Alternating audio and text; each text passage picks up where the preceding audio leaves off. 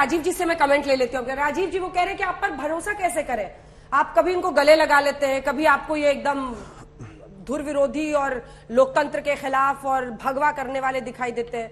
तो मोदी जी भी वही है, पार्टी भी वही है, क्या है आपका जो मसला है इधर से उधर जाने का? अंजना जी, एक बात बिल्कुल साफ है, जनता दल यूनाइटेड अकेला ऐसा दल नहीं है जो राष्ट्रीय जनतांत्रिक गठबंधन से अलग हुआ। इसके संस्थापकों में जो भारतीय जनता पार्टी के अलावा 3 दल थे, उन्होंने भी इन्हें छोड़ा।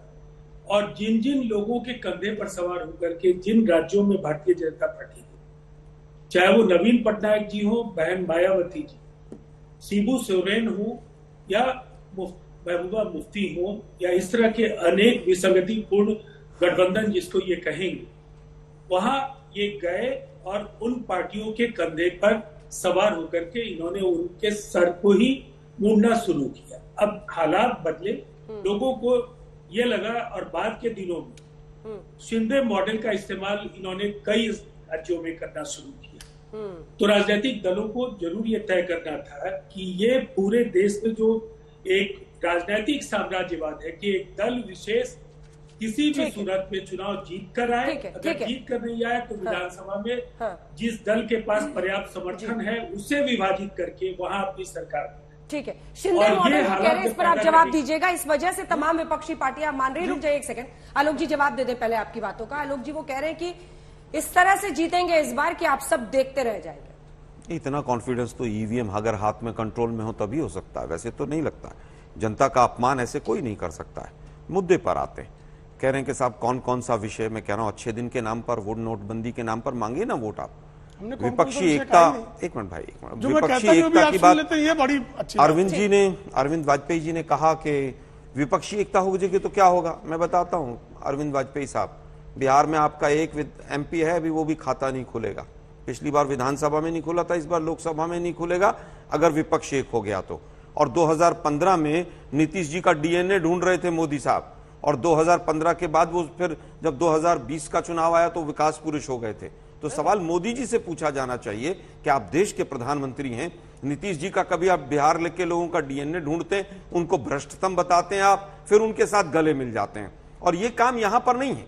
अभी मेघालय का एग्जाम्पल है, नेशनल कॉन्फ्रेंस का एग्जाम्पल है, पीडीपी का एग्जाम्पल है, सपा, बसपा, अकाली, शिवसेना, कौन सी पार्टी ऐसी है जिसके साथ सरकार नहीं बनाई और जिसके पीछे पीठ में 24 इंच का खंजर इन्होंने बीजेपी वालों ने नहीं घोंपा है। और वाजपेयी साहब, आप तो अब समझिए, आपकी तो पार्टी को खत्म कर दिया, अब भी आप बीजेपी और बीजेपी की माला लेके बैठे। खैर, आप बड़े हैं, मेरे भाई हैं, आप कह सकते हैं। बीजेपी 35 से ज्यादा चुनाव हारी है।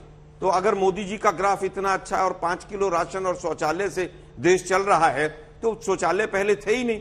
8 करोड़ राज्यसभा में बताए, 11 करोड़ लोकसभा में हो गए, 23 करोड़ के करीब हिंदुस्तान में घर हैं, और 11 करोड़ मोदी जी ने शौचालय जो हैं वो 2014 के बाद बनवाए। तो बाकी तो शहरों में कहीं पर शौचालय थे ही नहीं।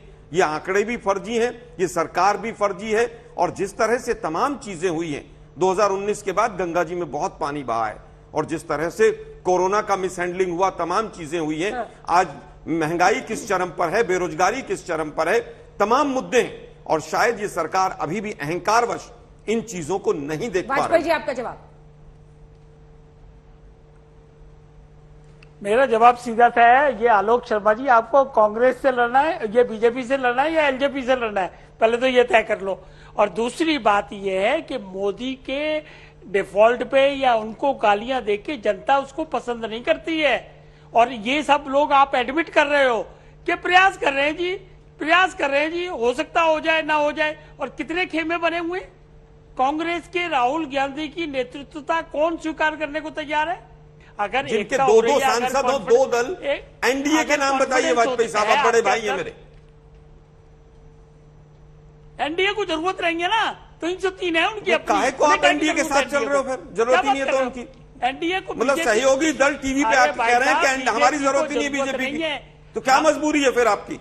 अरे इस भक्ति का आपको ही तो काम खोजना है। भक्ति है तो बात सुनोगे तो समझ आएगी। पार्टी खत्म कर दी, फिर भी भक्ति खत्म नहीं हो रही। हम ये क्या कह रहे हैं, हम क्या, अरे ध्यान वर्धन कर दूं। अरे जवाब तो सुन लो, पूरा करें 2 लाइन। हम तो मोदी जी को, मोदी जी के कामों की भक्ति करते हैं, मोदी जी का जो राष्ट्रभक्ति है, मोदी जी का जो विकास है, उसको हम कर रहे हैं। कपटी राष्ट्रवाद है, नकली हिंदुत्व है और फर्जी डिग्री है। अपनी चिंता करिए ना। किसकी वकालत कर रहे हैं आप? 271 भी रह गए तो आरएसएस सबसे पहले लेके आएगी कि डिग्री फर्जी है। अरे पहले सबसे पहले आरएसएस निकल के आएगी। पहले आरएसएस भी चाहती है फर्जी डिग्री का कि मुद्दा मोदी है जी कि को हटाया नहीं, जाए। अडानी का मुद्दा है कि नहीं, ये क्यों नहीं है मुद्दा भाई अडानी का? कमाल कर रहे हैं। 50 लाख करोड़ रुपया एक दिन में उड़ जाता है। सोचिए 2024 में हमारी जब सरकार आएगी, 100 ईडी और सीबीआई के अधिकारी अडानी के कार्यालय में घुसेंगे, अब आपने तब पूछा क्या कि होगा? जवाब तो सुनिए, जवाब तो सुनिए, 2 लाइन में पूरी कीजिए बात अरविंद जी।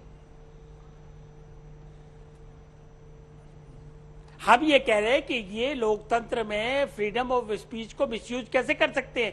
फर्जी डिग्री है। अमित शाह जी ने और कौन सा थे मैं भूल गया, प्रेस कॉन्फ्रेंस करके डिग्री दिखाई है, ऐसे नहीं दिखाई है। राफेल पे भी आपने कितना शोर मचाया। देश के प्रधानमंत्री की डिग्री लॉ मिनिस्टर और होम मिनिस्टर को लाके रखनी पड़ रही है, इससे ज्यादा बड़ी क्या विडंबना होगी? 35 साल बाद तो पता चला शादीशुदा। प्रेम शुक्ला जी, अगर आपके पास तथ्य हो ना तो अमित शाह जी और अरुण जेटली जी ने दिखाई थी। हाँ।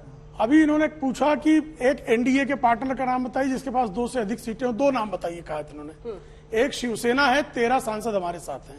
ये तो बाद में बनी है ना भाई। अरे भाई शिवसेना हमारे साथ थी और खरीदे थे आपने। क्या 50 ओके एकदम ओके। अंजना जी ये सबको हार्म नहीं करने के लिए है। अंजना जी, अंजना जी, 13 सांसद शिवसेना के साथ हैं। हमारी एक साथी अपना दल है, 2 सांसद उसके हमारे साथ हैं, सबको पता है। इसी तरह से जो है लोक जनशक्ति पार्टी का एक जो धड़ा हमारे साथ है, उसके 4 सांसद हैं। दोनों धड़े आपके साथ हैं। हाँ, दोनों धड़े नहीं है जो हमारे सरकार में शामिल है। यही तो हम सरकार में से पूछ शामिल रहे हैं, है। कौन सी और पार्टी है? और हमारी लोकप्रियता को हमारे साथ और आएंगे लोग। ऐसा थोड़ा है कि कांग्रेस राहुल गांधी के साथ रह के शरद पवार उनके मंच तक पर नहीं जाते, अपमानित करते रहे हैं। एक बार नहीं, 2-2, 3-3 बार हुआ है। लेकिन इनका मजबूरी है, अब रोज अपमानित हो फिर भी पकड़े रहते हैं। लगे रहो राहुल भाई, लगे रहो।